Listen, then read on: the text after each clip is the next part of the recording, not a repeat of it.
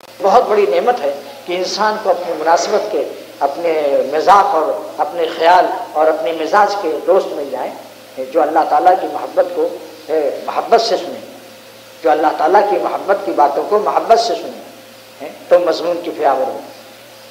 ان کی وجہ سے۔ بچہ ہے مردہ ہے،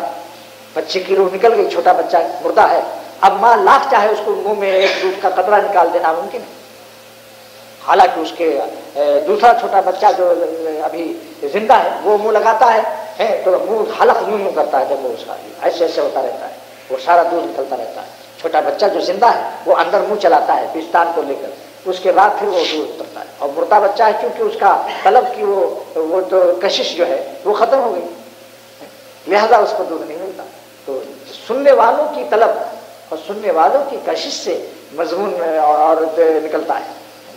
سننے والوں کی کشش سے مضمون نکلتا ہے۔ جی اب آپ دیکھیے جو میرے ساتھ تھے فرانس میں، علماء کی پورے فرانس کے علماء کی ریونین کے پورے علماء کی وہاں اجتماع بلایا گیا، جو کہ کوئی دیوبند کا فاضل ہے، کوئی نیو ٹاؤن کا فاضل ہے، کوئی راندیر اور ڈابیل کا فاضل ہے۔ اب چونکہ وہ طالب تھے اور عالم بھی تھے ماشاءاللہ، ان کی طلب کی برکت سے کچھ وہاں کا جائے وقوع، پہاڑوں کے دامن، نہ کوئی آبادی، نہ سینما، نہ کوئی گناہ کے کوئی وہاں نہیں تھے،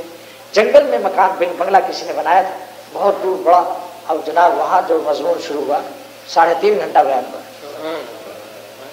دیکھ لو میرے 2 ساتھی بھی ہے بلکہ 3 ساتھی ہیں، 3.5، اور ان سے پوچھئے 3 دوست اور بھی ہیں نا، میری اس گزارش کے شواہد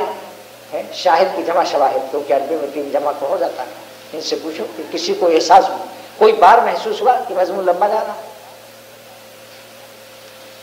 کوئی صاحب ایک صاحب بتائیے، محسوس ہوا تھا کہ بھئی بہت زیادہ مضمون ہو رہا ہے، یعنی پتہ ہی نہیں چلا کہ 3.5 گھنٹے کیسے گزر گئے؟ پھر ان علماء نے طے کیا کہ ایک کیسٹ سب کو دیا جائے، لہذا ہر ایک کو تقسیم کر لیا، یہاں بھی لایا ہوں، اللہ کرے اس کو فرانسیسی زبان میں بھی ترجمہ ہونے کا وہاں کے دوستوں نے وعدہ کیا ہے۔